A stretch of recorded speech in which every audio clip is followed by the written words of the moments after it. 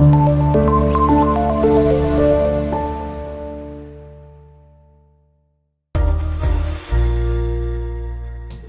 वालेकुम स्टूडेंट्स, मैं हूं उमर तारक, आपका फिजिक्स टीचर। हम लोग चैप्टर नंबर 3 की लेक्चर सीरीज लेके चल रहे हैं और आज हमारा लेक्चर नंबर 2 है, जिसमें हम टॉपिक 3.4, 3.5 एंड 3.6 डिस्कस करेंगे, जो कि हमारे पास है velocity time graph, equations of motions को रिव्यू करेंगे और न्यूटन्स के लॉज को रिव्यू करेंगे। तो शुरू करते हैं बेटा हमारी आज की डिस्कशन। सबसे पहले हम डिस्कस करेंगे वेलोसिटी टाइम ग्राफ को। वेलोसिटी टाइम ग्राफ, इसको हम लोग VT ग्राफ भी कहते हैं।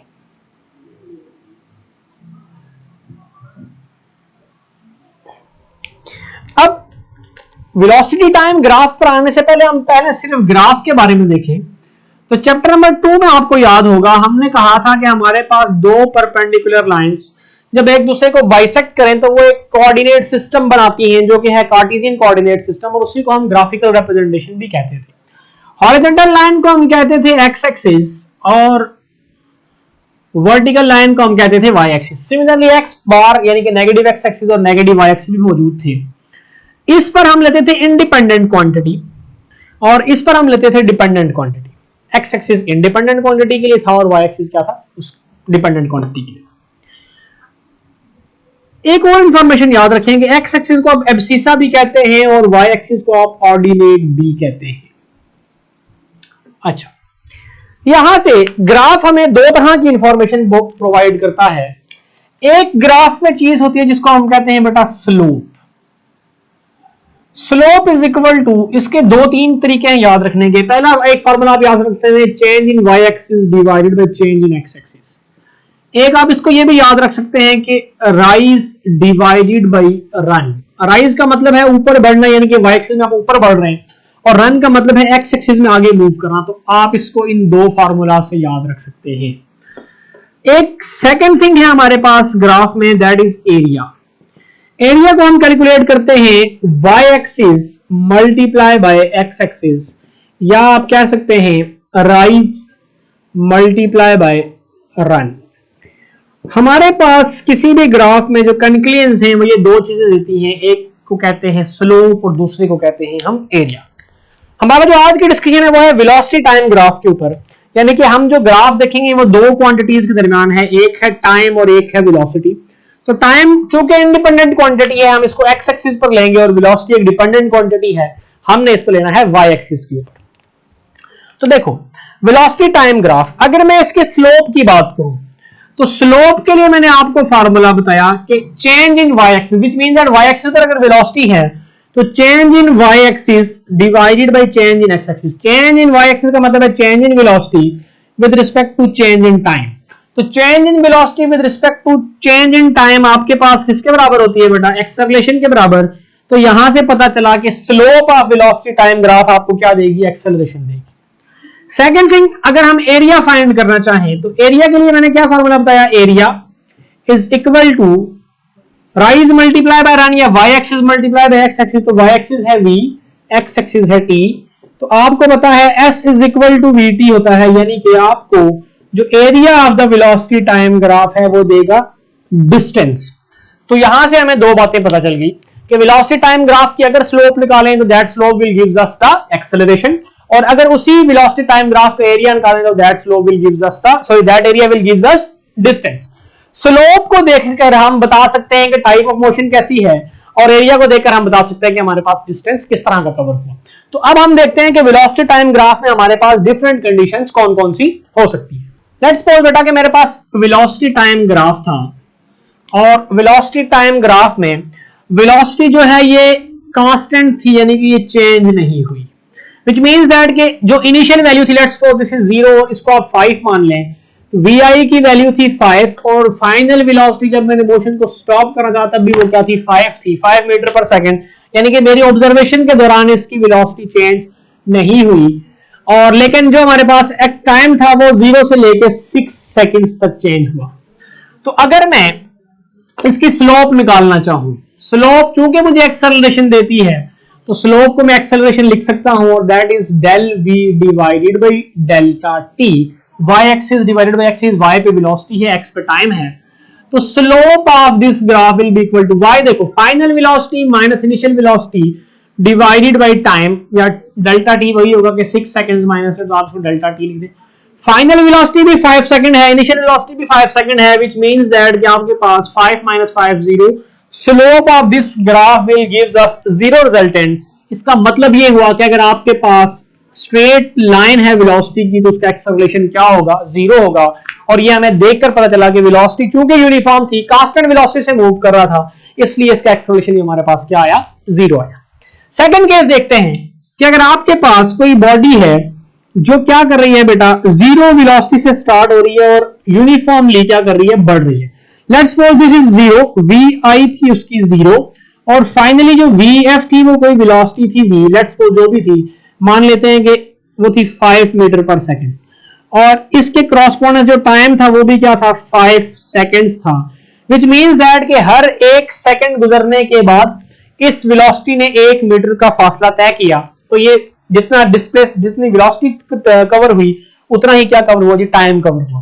अब अगर आप इसकी स्लोप फाइंड करना चाहें, slope that will be equal to, तो आपके पास क्या होगा जी, change in y axis divided by change in x axis. y axis में क्या होगा, change in velocity divided by change in time. तो वेलोसिटी है final velocity minus initial velocity divided by change in time. Final velocity बेटा 5, initial थी 0, divide by final time है 5, initial था 0, that will equal to 1 metre पर second का square.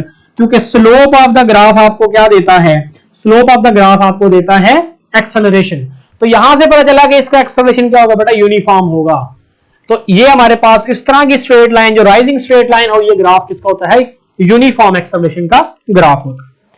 Third number पर हम अगर देखें तो लेट्स सपोज मेरे पास कोई वेलोसिटी टाइम ग्राफ था, this is time, this is velocity. अच्छा, यहां पर इस केस में सॉरी एक बात मिस होगी, एरिया निकालना पड़े तो एरिया कैसे निकालेंगे, एरिया के लिए अभी आपको फॉर्मूला बताया कि y axis multiply bye x axis. तो अब यहां पर आपको एक चीज बड़ी वाज़ेह नजर आ रही है कि ये जो हमारे पास शेडेड रीजन है ये ट्राइंगल बन रही है। क्या बन रही है बेटा, ट्राइंगल। तो या तो आप एरिया ऑफ ट्राइंगल का फॉर्मूला लगा दें और आप यहीं पर लिख सकते हैं कि area is equal to 1/2 length into width है, तो लेंथ में आपके पास वेलोसिटी है, विड्थ में आपके पास क्या है, टाइम है, तो 1/2 vt आप इसको लिख सकते हैं। या दूसरा तरीका ये होगा कि आप देखें इनिशियली वेलोसिटी 0 थी, आहिस्ता आहिस्ता वेलोसिटी बढ़ती गई, व्हिच मींस दैट कि हर आने वाले पैच के बाद वेलोसिटी क्या करती गई, इंक्रीज करती गई। तो आप यहां पर इसको एवरेज वेलोसिटी लिख सकते हैं और इनटू टाइम। एवरेज वेलोसिटी लें तो एवरेज कैसे लेंगे, v average is equal to initial velocity थी 0 प्लस फाइनल वेलोसिटी थी v डिवाइडेड बाय 2, तो ये बन जाएगा 1/2v into t as it is। तो आपके पास जो एरिया है वो आपको डिस्टेंस देगा and s is equal to 1/2 vt, आप इसको यहां से लिख सकते हैं। ये इसका एरिया निकालने का तरीका हो गया। अब मेरे पास अगर कोई वेलोसिटी है जो मुझे इस तरह से चेंज हो रही है, एक कर्व शेप में चेंज हो रही है, तो मेरे पास क्या सूरत बनेगी, या मेरे पास कोई इस तरह की कर्व बन रही है तो मैं स्लोप के बारे में क्या इंफॉर्मेशन दूंगा। तो देखो अगर मेरे पास इस तरह की वेलोसिटी है तो इसकी हम क्या करते हैं, हम इसके ऊपर टेंजेंशियल पॉइंट्स ड्रॉ करते हैं और इन टेंजेंशियल पॉइंट्स के ऊपर हम टेंजेंशियल लाइंस लगाते हैं, this one, this one, this one, this one and this one. और फिर आप लास्ट वाली जो टेंजेंशियल पॉइंट है उसकी लाइन के बिहेवियर को देखते हैं। अगर आपके पास वो y एक्सिस के पैरेलल हो जाए तो आप कहते हैं slope is increasing. Slope is increasing का मतलब है acceleration is increasing, slope is increasing which means that acceleration is increasing. और अगर आप वही टेंजेंशियल पॉइंट्स जो आप ड्रॉ कर रहे हैं वो टेंजेंशियल पॉइंट्स आपके पास y x एक्सिस के पैरेलल हो जाए तो आप कहते हैं slope is decreasing which means that acceleration is decreasing. और जब आपके पास एक्सेलरेशन डिक्रीज करता है उस कंडीशन को हम क्या कहते हैं, वो होती है रिटार्डेशन, के वैल्यू ऑफ एक्सेलरेशन क्या हो रही है, कम हो रही है। तो ये थी हमारे पास किसकी बेटा, वेलोसिटी टाइम ग्राफ की इंफॉर्मेशन। होपफुली आपको ये बात अच्छे से समझ आई होगी। अब है हमारे पास इक्वेशंस ऑफ मोशंस। हम रिव्यू करेंगे, रिव्यू इक्वेशन ऑफ मोशंस। हम लोगों ने equation of motions class 9th में पढ़ ली थी, अभी हमने सिर्फ उनको क्या करना है, रिकॉल करना है ताकि हमारे पास हमें इस लेक्चर में वो याद रहे। इक्वेशन ऑफ मोशन है आपके पास vf is equal to vi plus at, इसको आप फर्स्ट इक्वेशन ऑफ मोशन कहते हैं। सेकंड इक्वेशन मोशन है s is equal to V I T plus 1/2 का स्क्वायर, इसको आप सेकंड इक्वेशन ऑफ मोशन कहते हैं। And third equation of motion है 2as is equal to V F का स्क्वायर माइनस वी आई का square, इसको आप कहते हैं थर्ड इक्वेशन ऑफ मोशन। एक आपके पास डिस्टेंस इक्वेशन होती है that is s is equal to V T, और अगर ये एवरेज वेलोसिटी की बात हो इसको आप यूं भी लिख सकते हैं s is equal to V F plus V I divided by 2 into T. अगर एवरेज वेलोसिटी की बात हो रही है तो आप इसको ऐसे भी लिख सकते हैं। याद रखेंगे कि इन इक्वेशंस को रिकॉल करवाने का मकसद सिर्फ ये था कि ये जो इक्वेशंस हैं ये आपके पास वन डायमेंशन के अंदर एप्लीकेबल है, ओनली एप्लीकेबल किसमें है बेटा, वन डायमेंशन में, या आपके पास जो इनर्शियल फ्रेम ऑफ रेफरेंस है उसमें ये क्या है, एप्लीकेबल है। अब what is inertial frame of reference and what is non inertial frame of reference? दो तरह के फ्रेम ऑफ रेफरेंस हैं हमारे पास नेचर के अंदर। इनर्शियल फ्रेम ऑफ रेफरेंस वो है जिसमें आपके पास बॉडी का या तो एक्सेलरेशन हो जीरो या एक्सेलरेशन हो यूनिफॉर्म, यानी कि non accelerated frame of reference को आप क्या कहते हैं, इनर्शियल फ्रेम ऑफ रेफरेंस कहते हैं, और एक्सेलरेटेड फ्रेम ऑफ रेफरेंस को आप क्या कहते हैं, non inertial frame of reference. तो याद रखेंगे ये वन डायमेंशन में, लीनियर मोशन में और इनर्शियल फ्रेम ऑफ रेफरेंस में वैलिड है। अगर आपका सिस्टम वन डायमेंशन से ज्यादा है, टू डायमेंशन में है, थ्री डायमेंशन में है या non inertial frame of reference में है, तो ये इक्वेशंस इस शेप के अंदर वैलिड नहीं रहेंगी, इनमें फिर कुछ चेंज लाना पड़ेगा। तो वो भी चेंज क्या होगा वो भी हम इसी चैप्टर के अंदर देखेंगे। नेक्स्ट है बेटा हमारे पास न्यूटन लॉज ऑफ मोशन। तो सबसे पहले हम न्यूटन के फर्स्ट लॉ को डिस्कस करते हैं कि फर्स्ट लॉ ऑफ मोशन हमें क्या बताता है। फर्स्ट लॉ ऑफ मोशन की अगर आप स्टेटमेंट देखें तो वो आपको कहेगा कि अगर कोई बॉडी रेस्ट में है तो वो रेस्ट में ही रहना पसंद करेगी, और अगर कोई बॉडी मूव कर रही है तो वो मूव करना ही पसंद करेगी अनटिल कि आप उसके ऊपर कोई एक्सटर्नल फोर्स अप्लाई नहीं करती, विच मींस दैट कि बॉडी अपनी स्टेट को चेंज करने के लिए रजामंद नहीं रहती। इसी लॉ को हम लॉ ऑफ इनर्शिया भी कहते हैं। मैं आपको एक एनिमेशन दिखाता हूं जिसमें आपको कुछ बॉल्स नजर आएंगी। अगर उनको हम एक स्पेसिफिक फोर्स के साथ टाइमली डिस्प्लेस करने की कोशिश करें तो आप देखेंगे वो बॉल अपनी पोजीशन को चेंज करने के लिए रुकावट पैदा करेंगी, वो चेंज नहीं होने देगी। आपको स्क्रीन के ऊपर एक बॉल नजर आ रही है जो उसने क्या किया है बेटा, एक ग्लास के ऊपर रखी हुई है, और वो देखें वो एक हार्डबोर्ड को पुश कर रहा है बंदा, और बॉल जो उसके ऊपर रखी हुई थी वो एज इट इज अपनी जगह पर नीचे गिर रही है, विच मींस दैट कि जो फोर्स आपने उसने दूसरी डायरेक्शन में लगाई बॉल उसके साथ उस डायरेक्शन में मूव नहीं की, यानी कि जहां पर वो जिस पोजीशन पर वो थी बॉल्स ने उसी पोजीशन को मेंटेन रखने की कोशिश की। इसको हम कहते हैं Newton first law of motion, या इसको कहा जाता है लॉ ऑफ इनर्शिया। नेक्स्ट है हमारे पास न्यूटन का second law of motion. Second law के बारे में आप लोग वेल फेमिलियर हैं और इसकी आपने एक इक्वेशन पढ़ी दी है, F is equal to ma। इसको थोड़ा सा एक्सप्लेन करते हैं। न्यूटन का सेकंड लॉ कहता है कि जब आप किसी बॉडी पर फोर्स अप्लाई करते हैं उस फोर्स के रिजल्ट में उस बॉडी के अंदर प्रोड्यूस होता है acceleration, and this force is directly proportional to the produced acceleration. और जो ये एक्सेलरेशन प्रोड्यूस होता है this acceleration is inversely proportional to the mass of the body, यानी कि जितनी बॉडी मैसिव होगी उतना एक्सेलरेशन कम प्रोड्यूस होगा, और जितनी बॉडी लेस मैसिव होगी उतना एक्सेलरेशन ज्यादा प्रोड्यूस होगा। इन दोनों इक्वेशन में जब हम कंपेयर करते हैं तो आप कह सकते हैं F is proportional to A by M, proportional sorry A is proportional to F by M। जब आप प्रोपोर्शनलिटी को खत्म करते हैं तो एक आता है constant, that constant is K।